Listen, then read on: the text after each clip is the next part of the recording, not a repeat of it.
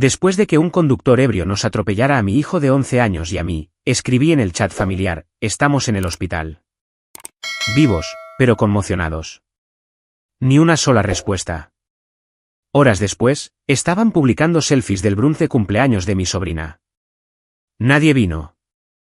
3 días más tarde, recibí 48 llamadas perdidas y un mensaje de papá, contesta ahora. Te necesitamos. Lo hice. Y escuché. El accidente no pareció real hasta que ya estábamos dando vueltas. Volvíamos a casa del cine, solo mi hijo, Jonah, y yo. Era temprano por la tarde, un día soleado y despejado, y él hablaba con entusiasmo de la película, citando algo que para mí no tenía ningún sentido. Recuerdo que lo miré de reojo y sonreí. Entonces, hubo un sonido como una explosión. Una camioneta blanca se saltó un semáforo en rojo, y todo se puso de lado, literalmente. Cuando abrí los ojos, el airbag se había desplegado. Jonah lloraba, pero estaba consciente. Podía oír al conductor del otro vehículo gritando tonterías entre balbuceos. No podía mover la pierna izquierda.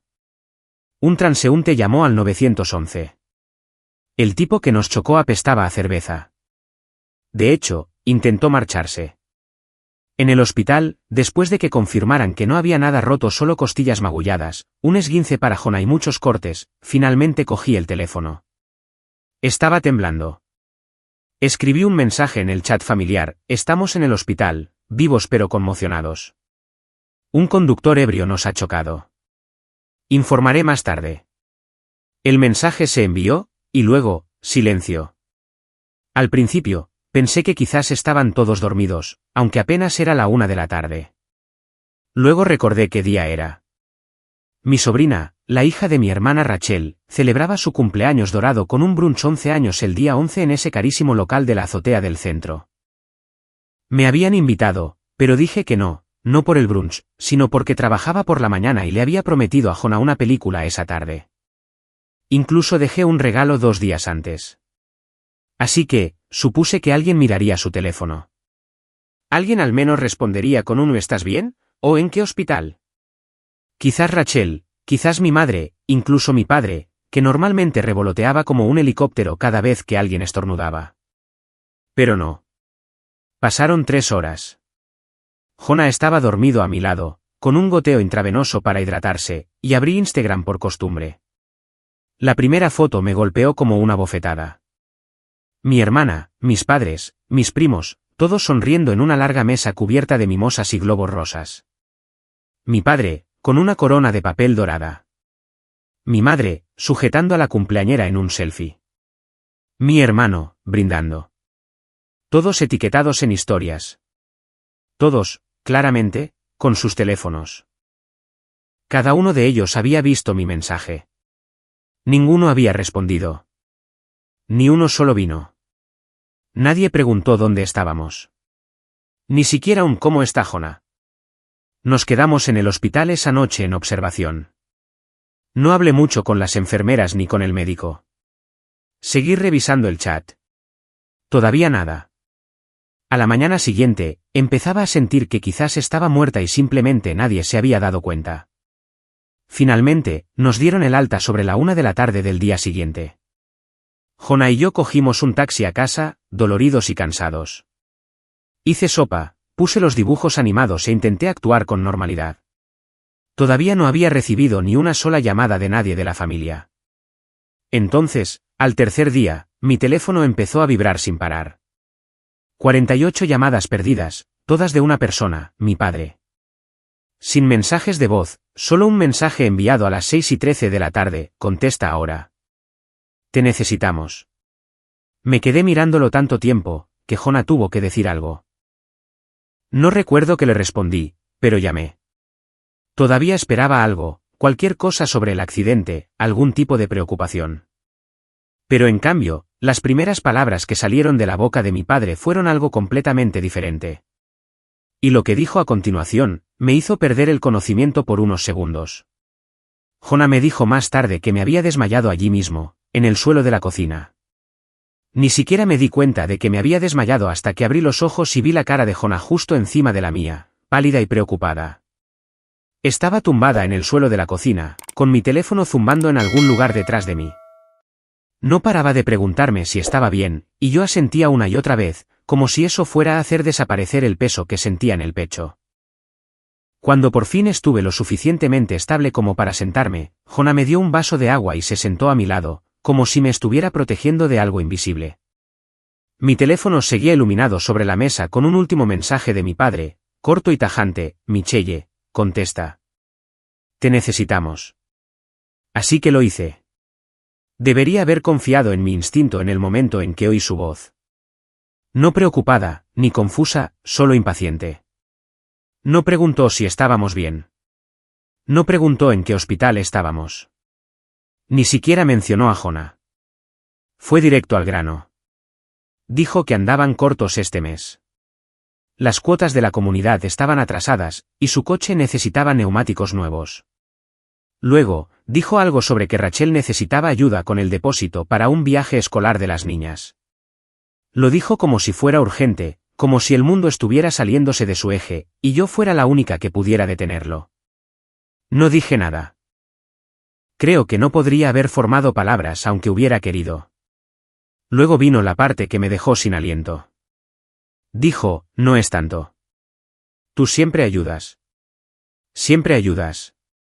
Siguió hablando de las facturas, de la presión, de lo estresada que estaba Rachel y de que no podía permitirse decepcionar a su hija, quien, por cierto, había estado bebiendo cócteles sin alcohol en una fiesta en una azotea mientras a mi hijo le ponían puntos en la ceja. Como no respondí, añadió: tampoco es que a ti te vaya mal. A ti siempre te va bien. No recuerdo haber colgado.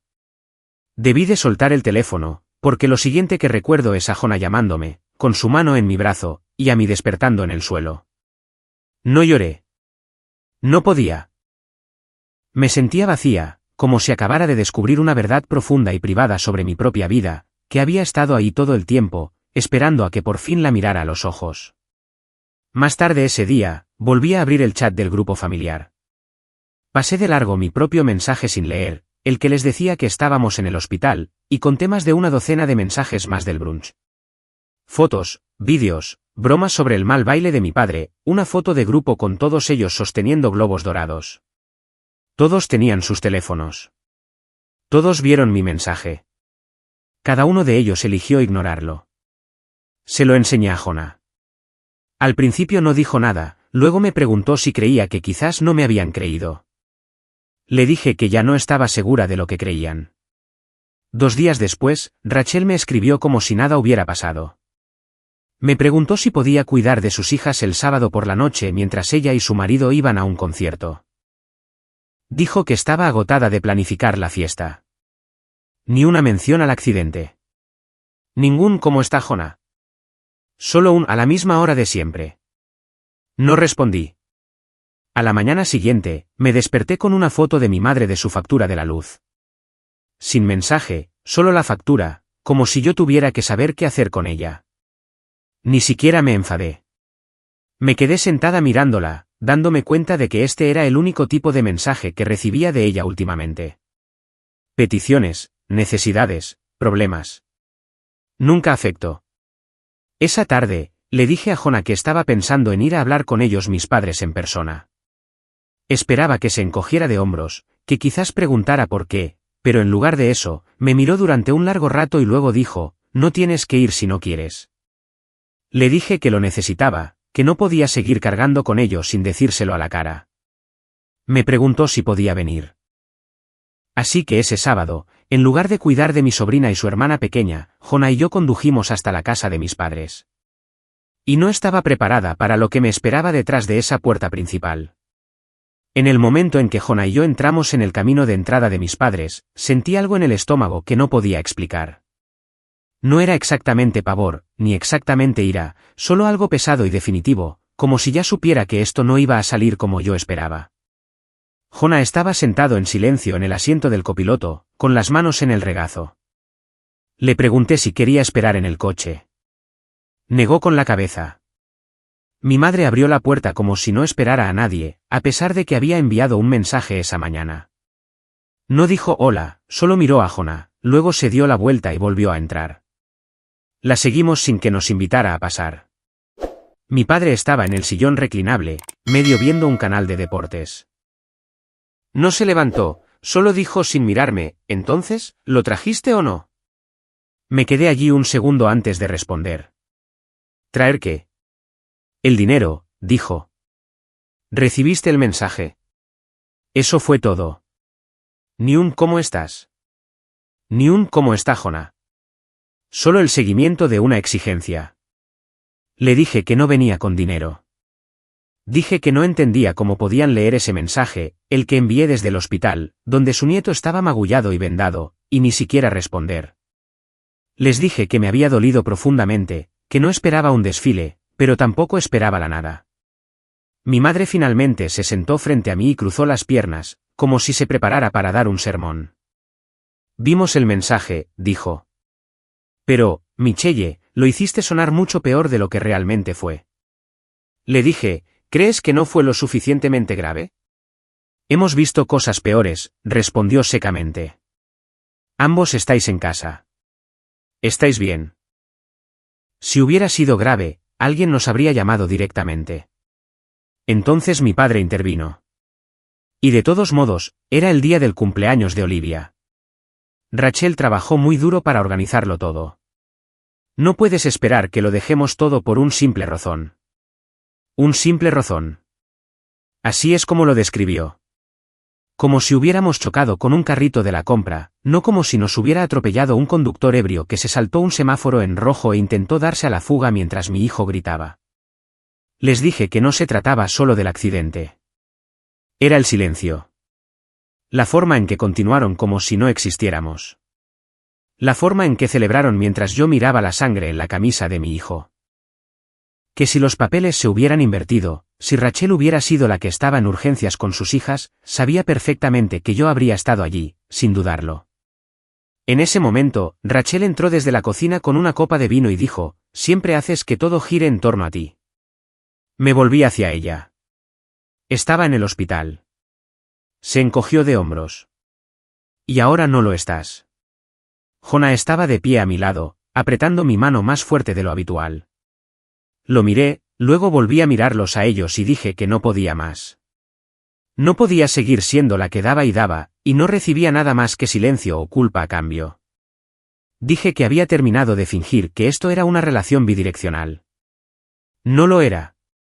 Mi padre dijo, «¿Así que ahora nos vas a castigar por nada?» Mi madre dijo, «Siempre exageras». Rachel dijo, «Volverá la semana que viene». Como siempre. Espera a que necesite ayuda con algo. Miré a Jonah de nuevo. Él articuló con los labios, «Por favor, podemos irnos». Y eso fue todo. Nos fuimos sin decir una palabra más. No di un portazo. No grité. Simplemente salí y dejé que la puerta se cerrara detrás de mí, como se había cerrado en tantas partes de mi vida antes de que estuviera lista. Cuando llegamos a casa, abrí mi aplicación bancaria y empecé a cortarles el grifo. Dejé de pagar su internet, dejé de cubrir su factura de la luz, su plan de teléfono. Cancelé la transferencia automática mensual a su cuenta corriente, la que había configurado años atrás, cuando mi padre se recuperaba de una cirugía de espalda y Rachel acababa de divorciarse de su primer marido. La primera llamada llegó al día siguiente, mi madre preguntando si había cancelado algo por accidente. Luego Rachel me escribió preguntando si todavía podía cuidar de las niñas el sábado, y ni siquiera respondí. Mi padre envió un mensaje más tarde esa semana para decir que la factura de la luz vencía y su tarjeta había sido rechazada. También lo ignoré. El silencio que recibí entonces fue diferente del silencio que recibí en el hospital. Esta vez, era un silencio enfadado, presurizado y temporal. Iban a volver. Siempre lo hacían cuando querían algo. Simplemente no sabía hasta dónde llegarían para intentar conseguirlo. No pensé que tendría que decir no más de una vez. Pero con mi familia, decir no era como un idioma que nunca se molestaron en aprender. Durante casi 2 semanas, ignoré cada petición, cada chantaje emocional, cada mensaje enmarcado como un recordatorio o un favor. Mi madre envió una foto de una factura de la luz sin contexto. Mi padre envió una captura de pantalla de su cuenta bancaria vacía con un emoji de cara triste. Rachel, por supuesto, fue la peor, alternando entre el sarcasmo y la manipulación como si fuera una especie de deporte. Y entonces, simplemente apareció. Era un jueves. Había trabajado un turno largo, pasado por la tienda, y estaba deseando tumbarme por fin. Pero allí estaba ella, sentada en el porche de mi casa con sus hijas, ambas pegadas a sus tabletas como si estuvieran esperando un Uber. Se levantó y dijo, ¿puedes cuidarlas un rato? Surgió algo. Una emergencia. Dije, no. Le dije que no estaba disponible, que debería haber llamado, que no podía simplemente aparecer y esperar que yo lo dejara todo. Rachel no discutió. Simplemente sonrió, se dio la vuelta, volvió a su coche y se fue. Ni siquiera me moví. Me quedé allí parada, con las llaves aún en la mano, viéndola marcharse como si fuera perfectamente normal dejar a dos niños con alguien con quien apenas habías hablado en semanas. Las niñas ni siquiera levantaron la vista. Una de ellas preguntó si tenía gominolas de frutas. Las dejé entrar. Les di de cenar, puse una película y le envié un mensaje a Rachel, no he aceptado esto. No vuelvas a hacerlo. Sin respuesta. No volvió hasta las 9:12 de la noche. No llamó a la puerta. Solo tocó el timbre, cogió sus abrigos, dijo, gracias. Te debo una, y se fue. Sin disculpas, sin explicaciones, ni siquiera una mirada. Esa noche, Jonah y yo nos sentamos en silencio. Él estaba leyendo algo para el colegio, pero cada pocos minutos, me miraba. Finalmente, preguntó, ¿dejarías que yo dejara a mis hijos así? Dije, no. Asintió como si ya supiera la respuesta. No quiero ser como ellos, dijo. Nunca. A la mañana siguiente, recibí un correo electrónico de la compañía eléctrica. No la mía, la de mis padres. Al parecer, todavía figuraba como contacto secundario en su cuenta, algo de lo que me había olvidado por completo. El asunto decía, aviso final de corte de suministro, en letras rojas y mayúsculas. Lo miré durante un largo rato, y luego lo cerré. Estaban aprendiendo cómo era realmente la vida sin mi ayuda. Pero lo que no esperaba, lo que me golpeó de la nada, fue la llamada telefónica de más tarde ese día. Era un número que no reconocí, pero la voz al otro lado era familiar. Michelle, soy la tía Lorraine. Acabo de enterarme. ¿Por qué no me lo dijiste? Pregunté, ¿decirte qué? Ella dijo, el accidente, el hospital, todo. No tenía ni idea. Tu madre dijo que no era nada, que estabas siendo dramática otra vez. Pero la vecina mencionó algo, y no me cuadró. Así que llamé. Por un segundo, no supe qué decir. Lo había guardado todo tan dentro, asumiendo que a nadie le importaba, o peor, que todos estaban de acuerdo con lo que mis padres habían decidido que yo era. Pero Lorraine siguió hablando. Preguntó cómo estaba Jonah, si necesitábamos algo. Sonaba como alguien que había estado esperando una razón para contactar. Dijo, siempre han puesto a Rachel en un pedestal. Tú has sido el recurso de emergencia durante años. Ya no es tu trabajo. No sabía que ella también lo había visto. Esa misma tarde, nos invitó a cenar. Dijo que fuéramos informales, sin presiones, solo comida y compañía. Jonah dudó hasta que le dije que la tía Lorraine tenía un perro y un gran patio trasero. Entonces, se apuntó sin dudarlo. Fuimos en coche el sábado por la noche. Lorraine y su marido viven en una pequeña casa a las afueras de la ciudad.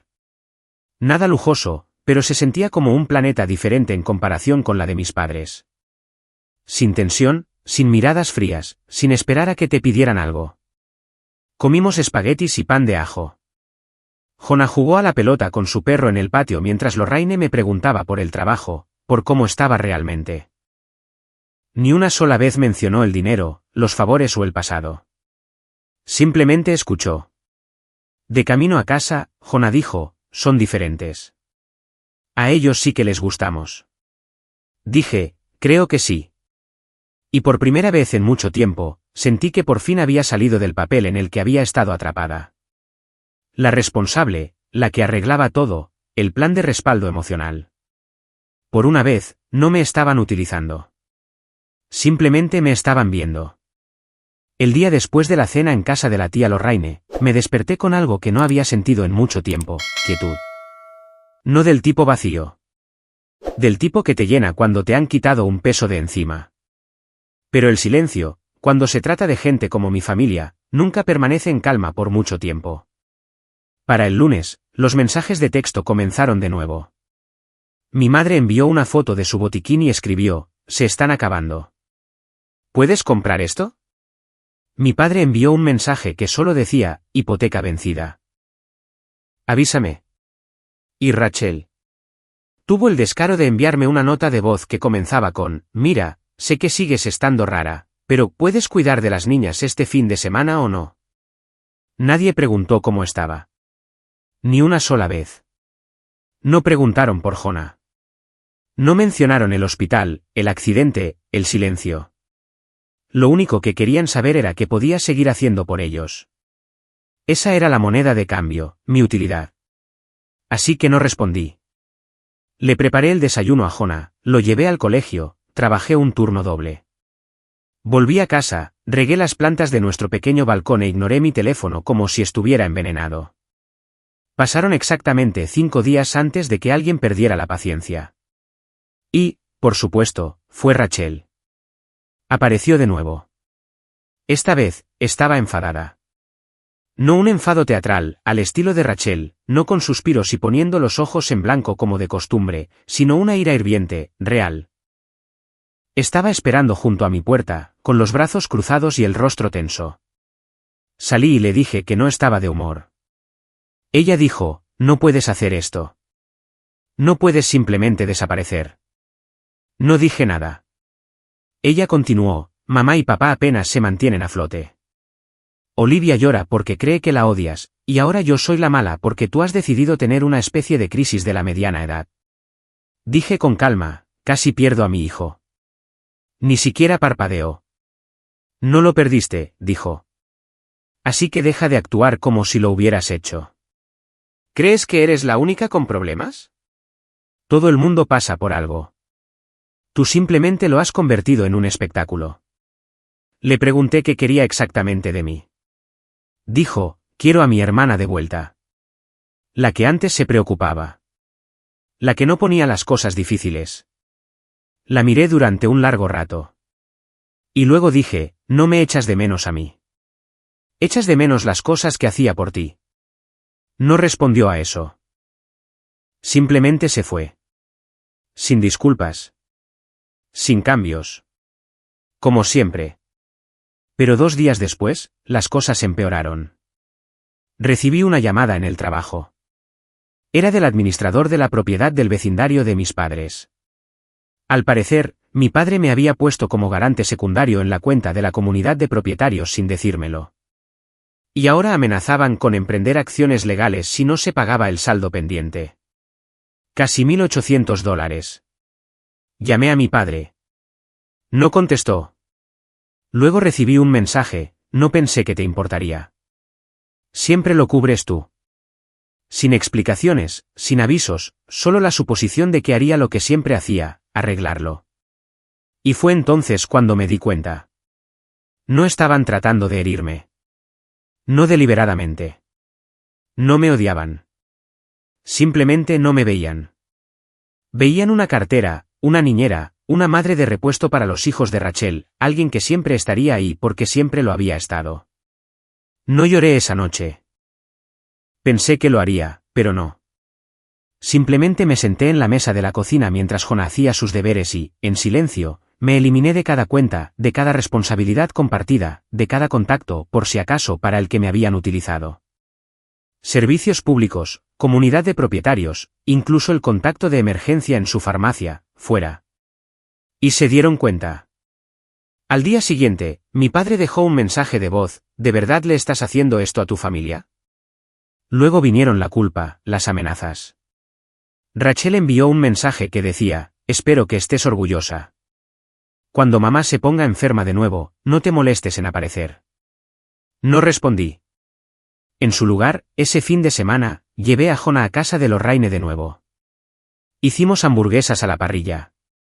Él ayudó a su marido a cambiar el aceite de su coche. Vimos películas antiguas. Lorraine preparó chocolate caliente y le dio a Jonah un suéter que solía ser de su hijo cuando tenía su edad. En un momento dado, salí a buscar algo al coche y me quedé allí, en el camino de entrada, durante un minuto, respirando. Jonah salió detrás de mí y dijo, «¿Podemos venir aquí para Acción de Gracias?»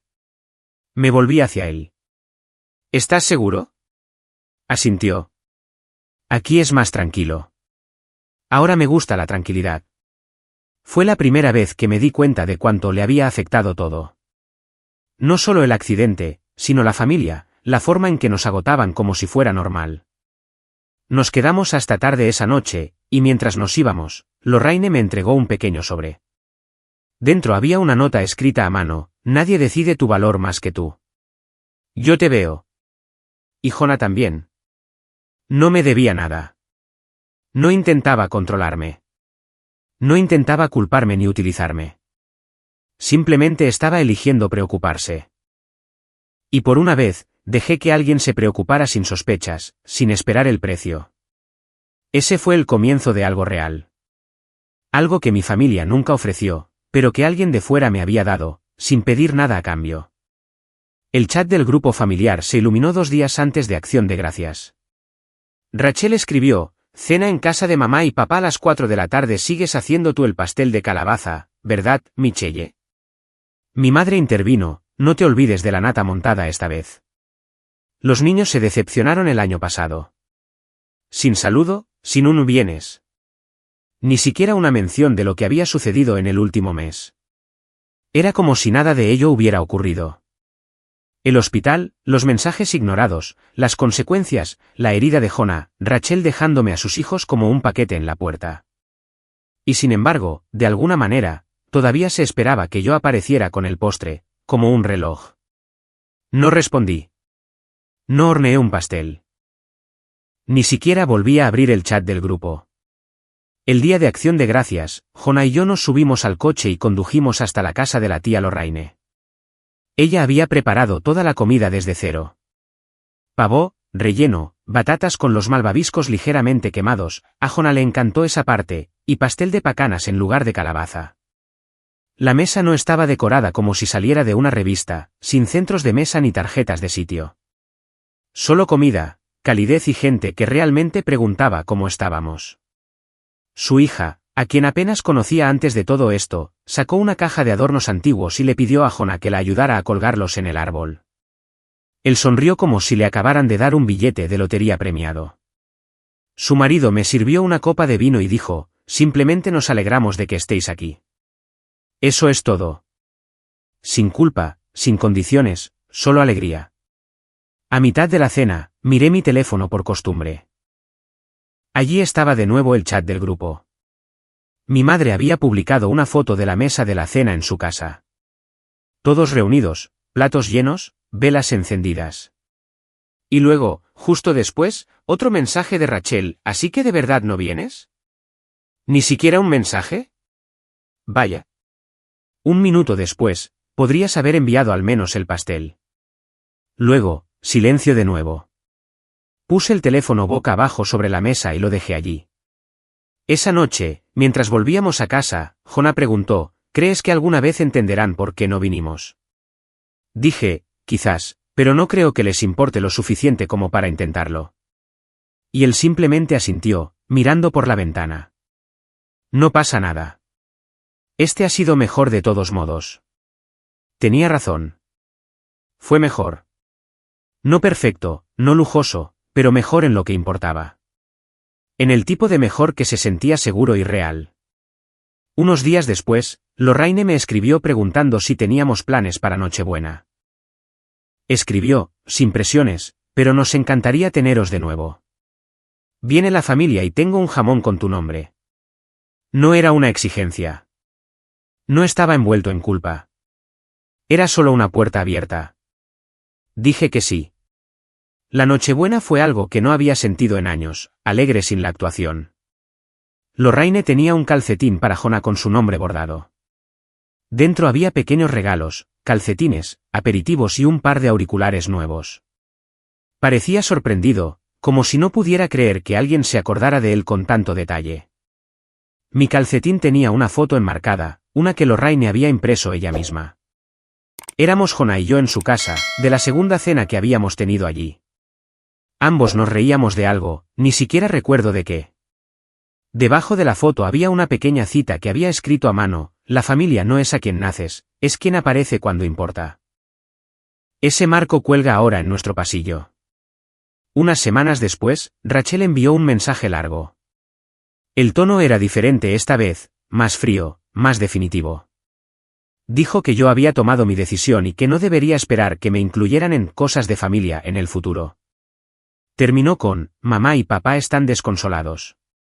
Espero que seas feliz. Lo leí 2 veces. No lloré. No temblé. Simplemente me sentí acabada. Porque la verdad era que yo había tomado mi decisión. Elegí a Jonah. Elegí la paz. Elegí no ser utilizada, no ser silenciada, no recibir la culpa como un regalo que se esperaba que llevara. No solo perdí a mi familia. Los dejé ir. Y al hacerlo, encontré a personas que no buscaban lo que yo podía darles. Personas que me vieron, que me eligieron. Y me di cuenta, por primera vez en mi vida, de que finalmente era parte de una familia que no tenía que ganarme.